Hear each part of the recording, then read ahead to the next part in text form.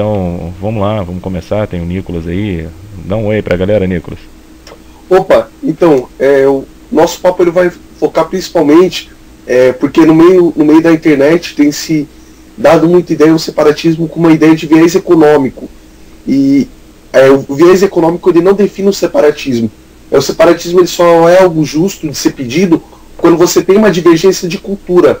Por exemplo, que você vê na Ucrânia, você percebe que o leste está querendo separatismo, por quê? Porque o leste é uma cultura a par do oeste da Ucrânia. Então muda a língua, hábitos, tudo. E aqui no Brasil você não tem uma razão profunda, uma razão de cultura para incentivar esse separatismo. Porque cultura aqui, povo, é só é o brasileiro que ele fala português. O que existe nesse separatismo, que está por trás dessa intenção de separatismo, é uma ideia econômica mesquinha. Que nem você citou São Paulo, seu estado mais rico. Muitas pessoas de São Paulo, eu resido em São Paulo, eu percebo que o principal argumento para colocar São Paulo nesse separatismo é por causa da economia, porque São Paulo tem o maior PIB e São Paulo ele paga mais impostos, e quer queira, quer não, esses impostos que São Paulo paga, nem todos eles voltam para São Paulo. Então usa-se esse argumento do separatismo como ideia econômica, mas só que na verdade o separatismo ele não acarretaria uma riqueza maior, principalmente para o estado de São Paulo. Isso qualquer estado do Brasil. Na verdade ele só daria um empobrecimento do estado. E São Paulo eu acho que temos colônia japonesa, temos colônia árabe, então já começa por aí. O que a gente vai fazer com esse outro pessoal que atrapalha também a cultura paulista? Né? Exatamente. A gente vai fazer o quê? Vai tirar os árabes? Vamos tirar os orientais daqui também, de São Paulo? Vamos mandar eles pra onde? Mesmo porque a cultura paulista em si, ela é diferente daquela imagem que se tem, até que no resto do Brasil é divulgado a ideia de um sotaque paulista, como um sotaque que ele é puxado pro italiano. E na verdade esse sotaque ele é um estrangeirismo, porque quer queira, quer não, São Paulo, assim como o Sul, é um estado que ele ainda tem muito estrangeirismo dentro dele. Então as pessoas elas querem usar esse estrangeirismo que ainda está presente muito na cultura de São Paulo. Isso daí depende muito da região também, mas é uma coisa que ela está presente por São Paulo ser uma cidade de imigração, uma cidade que ela foi construída com base na imigração. Então eles querem usar isso daí como se fosse um diferencial, como se fosse um quê de superioridade. Então muitas vezes o cara ele tem um sobrenome italiano, sobrenome alemão, e ele usa isso para querer se colocar diferente do resto do brasileiro. Ele quer se separar dessa herança lusitana, dessa herança mestiça que se tem no Brasil. E eles querem colocar São Paulo, que na verdade não corresponde, porque se você for ver em São Paulo, a quantidade de pessoas de outros lugares do Brasil, se você pegar o número de pessoas que falam com o sotaque nordestino em São Paulo é altíssimo. E é uma coisa que não tem lógica você colocar São Paulo como essa homogeneidade cultural que justifica o separatismo. Faz sentido. Faz sentido. Uhum. Até porque eu creio que São Paulo é uma cidade multicultural, como era conhecida, não sei agora, mas São Paulo era multicultural, era um lugar onde o mundo estava aqui, né? Até se destacava de outras cidades de visão turística maior. Eu lembro que o paulista era uma coisa que ele tinha como São Paulo como o centro empresarial do país, a qualidade, a excelência era São Paulo. Agora está sumindo, né? Você não vê mais. Uhum. São Paulo aos poucos está deixando de ser São Paulo, né? A gente vê em outros lugares e só paga, eu acho que só paga esses impostos altíssimos porque todo o governo de São Paulo, eu acho que não existe, para mim nunca existiu partido de direita ou partido de esquerda, para mim nunca existiu. Existiu um bando de interesseiro. Uhum. Para mim sempre foi assim, porque se ele não pagar o imposto, se o eles usam a ideia esquerdista para ganhar uma atmosfera de discurso, né, para conseguir colocar um discurso. Mas o que a gente vê em São Paulo é que se não pagar esses impostos pro resto do país, se não repassar isso aí, vão tomar São Paulo? Não, e outra coisa também. Não vai, cara, só paga esses impostos todos porque isso daí alimenta alguém tá ganhando com isso. Alguém que diz que quer o bem da cidade, que quer o bem do estado, tá ganhando com isso. Porque se lá fora, Brasília não tá aqui, Brasília não vive aqui. Vamos dar um exemplo. Do dinheiro que vem para São Paulo, porque assim, como eles mesmos falam, que São Paulo ele é o centro financeiro do Brasil. Uhum. Então, a empresa que ela está tendo lucro no Brasil inteiro, o dinheiro que ela ganhou no Brasil inteiro, ele vem para São Paulo. Então, nem todo o dinheiro que São Paulo paga de imposto, ele foi gerado na própria São Paulo. Não, sim, eu concordo, mas vamos supor, Brasília não está aqui. Como Brasília vai estipular quem cria essa base de valor, em que tem que aumentar 10%, tem que pagar mais 10% para Brasília, tem que pagar mais 20%, os impostos aqui vão aumentando, né? Porque, pô, você tem pedágio que está na base de R$15, R$30 um pedágio. Quem estipula isso, né? Então, se paga, é porque quer. Se paga, é porque permite. O que vai fazer o que? Vai tomar, vai carregar São Paulo? Não, peraí, você não está pagando o que a gente quer, porque não tem condições de fazer isso, né? Uma cidade que ainda está em crescimento, porque tem muita gente que fala, São Paulo já cresceu o que tinha para crescer. Da onde a pessoa, com que base a pessoa tirou isso? Que São Paulo cresceu o que já tinha para crescer, olha o tamanho disso daqui. Como? Não, e outra coisa também, a pessoa que ela pede separatismo de São Paulo, ela nos toca que São Paulo, apesar de ser o estado mais rico, ele não tem uma economia autossuficiente, porque São Paulo, ele não tem uma produção própria de petróleo. Então, e é o estado que consome mais petróleo. Então imagine se São Paulo ele declara uma independência amanhã. Para o paulista, o preço que ele não teria que pagar pro petróleo. Então seria uma coisa que o preço de tudo subiria absurdamente. Então é o cara que ele é paulista, que ele está pedindo separatismo, ele está se dando um tiro no próprio pé. Ele não percebe que ele está... que se hoje São Paulo tem uma economia grande no Brasil, uma economia mais ou menos estável, ele deve isso a todo o Brasil, e não a própria São Paulo. Então sempre que esse separatismo ele vai estar quebrando a economia de São Paulo. Nós precisamos, eu acho que de uma união com o país inteiro, o povo pelo povo. Essa coisa de partido, de resistência, de movimento de partido, de qualquer outra coisa, eu acho, sei lá, eu acho meio absurda essa ideia. Existe parte. Eu acho que quem tem que lutar pelos seus direitos é você. Se algo não for atendido, vamos sobrecarregar o fórum, faz ação popular, o povo começa a fazer ação popular, entendeu? Ir só pra rua eu acho que não adianta. A direita ela se militarizou muito. Militarizou muito, né?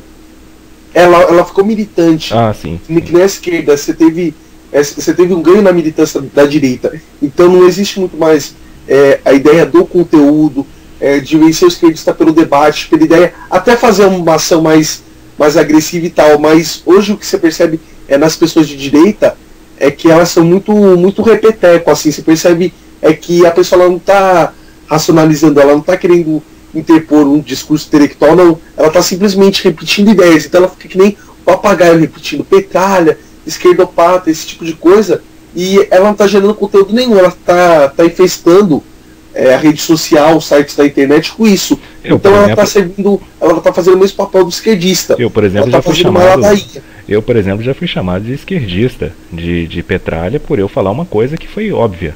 Se o PT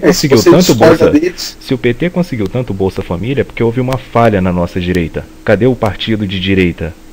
Porque se tem gente aceitando Bolsa Família, é gente que está em condição de miséria. Ninguém usa Bolsa Família para comprar. Muitos aproveitadores também. Muitos aproveitadores, é claro. Isso sempre teve em qualquer grupo, na verdade, em qualquer local, sempre vai ter. Faltou a direita divulgar o ideal da meritocracia. Então muitas vezes a direita ficou uma coisa que ela quis ficar muito a par do povo, e ela acabou não popularizando os ideais dela. Então o pobre chegava lá o esquerdista e falava pro cara pobre que ele ia receber auxílio do governo e tal. E isso daí seduzia ele. Você não achava um direitista para explicar o que era meritocracia, para colocar que uma redução de imposto ia beneficiar toda a sociedade. Você não achava isso. Não. Então foi nesse vácuo que a direita deixou que surgiu o ideal esquerdista como único ideal político. Porque hoje o ideal político, a pessoa ela já está na mente, quando ela pensa em política, ela já está imaginando um Estado super intervencionista, ela já está imaginando um Estado que ele tem que dar as coisas para a pessoa. Por quê? Porque a direita não divulgou o ideal dela, e a esquerdista entrou nesse vácuo na mente da população. E a direita também não fez o papel dela, que, segundo até o Olavo já falou uma vez, os militares não fizeram bem o papel, lembrando que na época os militares representavam a direita no Brasil, né?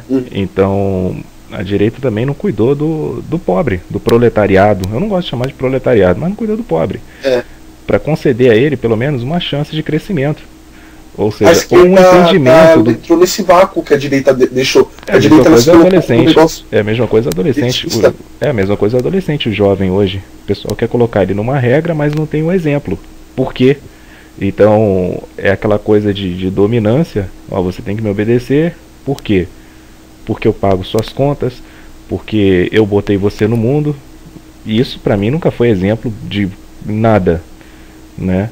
Então a pessoa continua na revolta, a pessoa vai continuar sem uma orientação do certo e errado, entende? Então faltou uma explicação. A mesma coisa a pessoa que está abandonada, não vê nenhuma ação do Estado. Quando o Estado aparece, até porque eu nunca vi uma ONG do Estado fazer algo realmente de útil para o pobre, ensinar o pobre a dançar, né? Ensinar o pessoal a bater lata.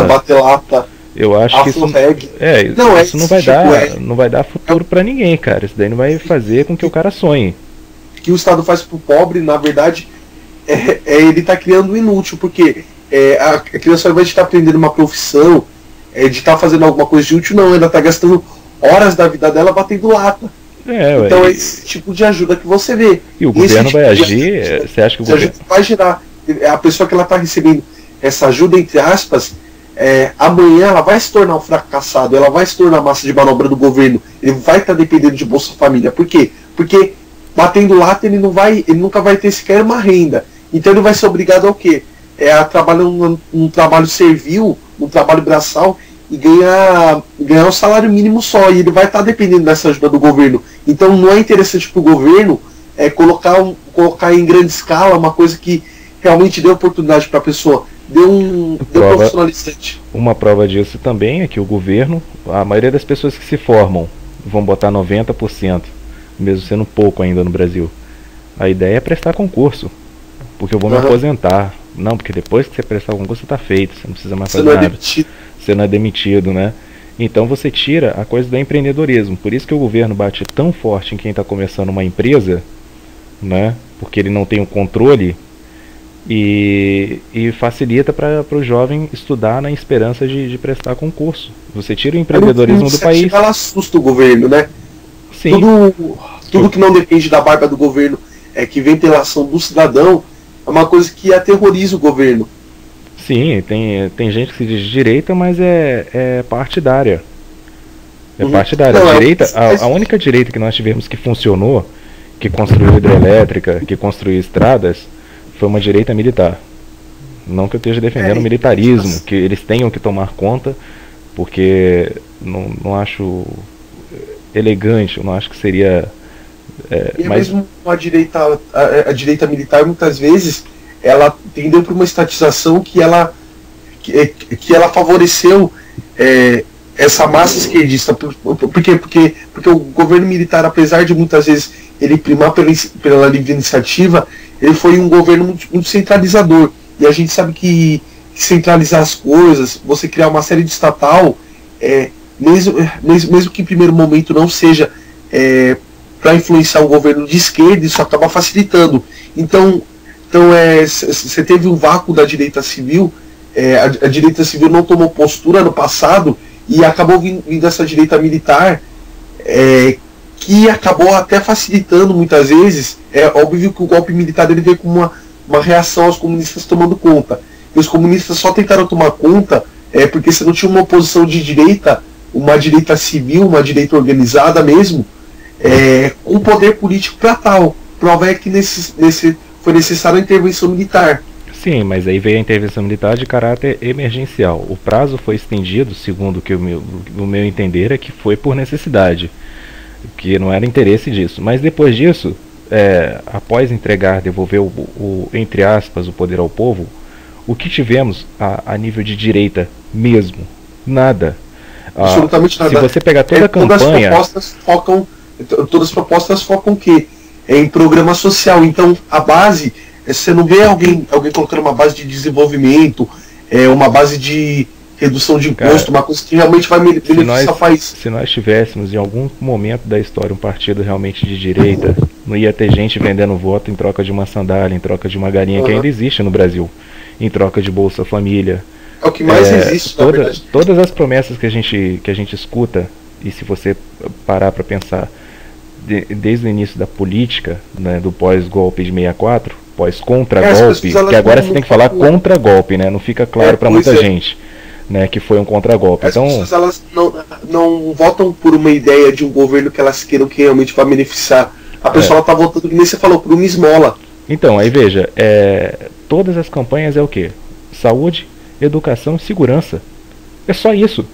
Saúde, educação, segurança e melhoria de salário. E você não encontra em qualquer partido. Em qualquer maior para isso. Não. O que você encontra são só. Parece muitas vezes que a disputa presidencial é uma coisa de prefeitura. Por quê? Porque é um colocar programinha e tal, falando de passagem de ônibus. E as pessoas não se tocam. É que o nível federal não é para discutir esse tipo de coisa. A federação, o presidente, ele tem que dar um rumo. Não cabe a ele ficar criando esses mínimos detalhes. Então, não seria certo o presidente estar discutindo passagem de ônibus. Não, o presidente ele dá um rumo geral para o país. E todo ele o que faz? Minha Casa Minha Vida e tal, todo tipo ele, programa. E todo ele o que ele faz? Viaja para o exterior. Logo que ele começa a conhecer o mundo. Ele realiza um sonho dele. Se ele tivesse vergonha na cara e fosse trabalhar, ele conseguiria parcelar no cartão para conhecer o mundo. Mas ele usa isso com dinheiro público. E ele não conhece o Brasil inteiro. Você nunca vê eu vou dar um exemplo na zona norte de São Paulo, temos o hospital do Mandaqui, temos o HC, por aí vai.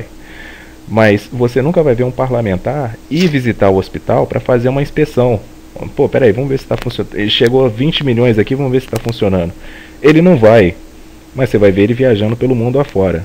Aí você fala... Pode ser uma coisa de diplomacia, né? O que é em diplomacia? Porra nenhuma, é mentira. E seria uma coisa... acredita nisso? Que o presidente ele só seria para um caso extremo. Porque quem cuida da diplomacia mesmo é o Itamaraty. Exato. O presidente ele só teria que viajar num caso muito grande. Se fosse, por exemplo, o Conselho da ONU, alguma coisa muito grave. Você viu um parlamentar, eu vi... Seria o Itamaraty que tomaria conta. Eu já vi vídeo de parlamentar reclamando que está indo para Brasília e não consegue, quer mais verba para poder trazer a família. Um caminhoneiro roda o Brasil, porque se os caminhoneiros pararem, o país para. O caminhoneiro roda o Brasil, deixa a família dele num lugar, e ele roda o Brasil transportando carga de um lado para o outro. E você nunca vai ver ele reclamando de querendo melhoria de salário para poder transportar a família. Aí você vê um cara que vai lá uma vez perdido em Brasília, ele quer 20, 30 mil para transportar a família. Porque ele não pode. A pessoa ela não se toca que se ela está assumindo uma profissão, ela tem que ter um certo sacrifício pessoal. E eles querem tudo no luxo. Eles não querem que a profissão da política tenha um sacrifício na vida deles. Não, eles querem viver uma vida luxuosa. Quando na verdade não é. Se você for um médico, um advogado, um caminhoneiro, qualquer profissão, você vai ver que você vai ter ganhos e perdas. Eles não querem ter essa perda. Não, eles acham que é um grande favor, é um grande sacrifício cuidar da população, né? Você vê que um administrador de uma multinacional, ele ganha, vamos calcular em uns 10 mil reais por mês. Ele tem que cargo, né? Mas vamos calcular em 10 mil reais por mês. Ele tem que tomar conta da empresa, um mundão de funcionário, um monte de papelada, trabalhar de segunda a sexta, no normal.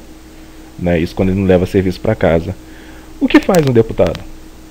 Porra nenhuma. Ele não faz nada. Ele é um sanguessuga. E ele ganha ele tá lá 30... pra votar projeto, na verdade. Que projeto que eles votam? Porque ele só tem que dar teoricamente, ele só teria que dar o parecer dele, que não é uma coisa de outro mundo. Ele não vota projeto nenhum. Sim ou não. Olha, ninguém ali vota nada. Eu nunca vi uma votação que leva 10, 20 anos. Ninguém ali vota nada. A única coisa que eles realmente vão votar é verba para eles, salário para eles, benefício para eles. Isso eles votam em um dia. O resto, eles querem que se dane a população, porque o povo tá ficando tão idiota que se aparecer alguém chorando na TV ou prometendo qualquer coisa, o povo acredita que um deputado vai fazer diferença. Eles nunca vão fazer diferença nenhuma. Enquanto o povo ficar nesse comodismo esperando que alguém faça alguma coisa por eles, sabe?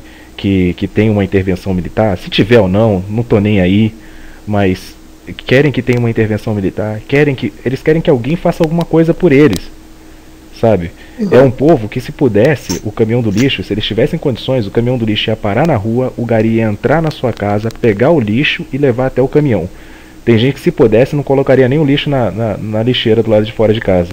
Pra você ter ideia. E a gente tá vendo essa condição toda que tá o país, e a gente percebe que o separatismo, como a gente iniciou a conversa, o separatismo ele só vem para dividir mais ainda. Porque as pessoas, ao invés de se somarem para combater isso, de somar a unidade do Brasil, que as pessoas como brasileiras elas verem que elas são membros do mesmo povo, não. Elas ficam criando disputa. Então a Sudeste, se o país se unir, Nordeste. Se o país se unir, não tem intervenção, não tem o diabo a quatro. Se o país se unir, a gente que coloca essa raça para ser deportada, não precisa de ninguém para fazer o favor, não. A gente não depende de ninguém para fazer isso. O próprio povo, a nação brasileira, se der um basta, se falar chega, a gente que deporta eles. A gente acaba com Brasília, bota esse povo pra fora, limpa. Pelo menos começa tudo novo, tudo do zero. Você não pega o... É vantagem pro político, cara. Essa divisão, essa disputa entre os estados e as regiões é vantagem pro político. Claro. E a pessoa que ela é de direita, ela tá defendendo esse separatismo, ela não se toca, que ela tá dando carga pro governo. O governo ele tá satisfeito de ver isso. Porque... A ideia pode ser de uma boa intenção, mas... Não, eu tô falando que a pessoa esteja mal intencionada, não. Sei, mas ela tá favorecendo. É como eu tinha dito antes, a gente tem que falar as coisas claras às vezes, porque a pessoa pode bater no subconsciente dela, tá falando mal do nosso movimento, aí o cara vai querer te crucificar.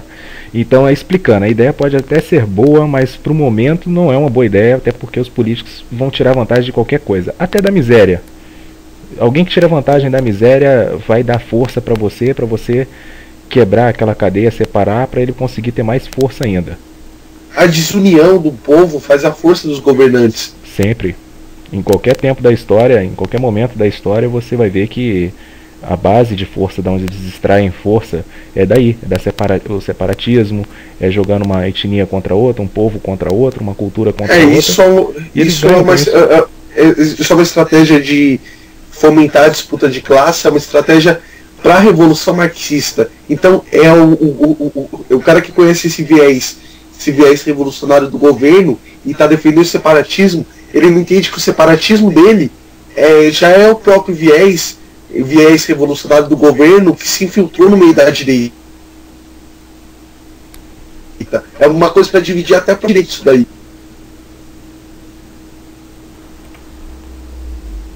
Então, gente, qual a sua opinião? Você concorda? Você discorda disso daí? Dá a sua opinião, faz o seu comentário. A gente quer também, talvez, né, um bom comentário. Você pode ser convidado também para participar. A gente grava o próximo, onde você vai dar a sua opinião. Você vai ser entrevistado, vai participar do papo. Entrevistado fica uma coisa meio chata, meio clichê, mas você vai poder participar. Mas a gente quer saber a sua opinião também. Será que a gente está pensando totalmente errado? Ou será que não? Ou será que a gente interpretou totalmente errado essa ideia? Não é verdade? Bom, Nicolas, considerações finais aí.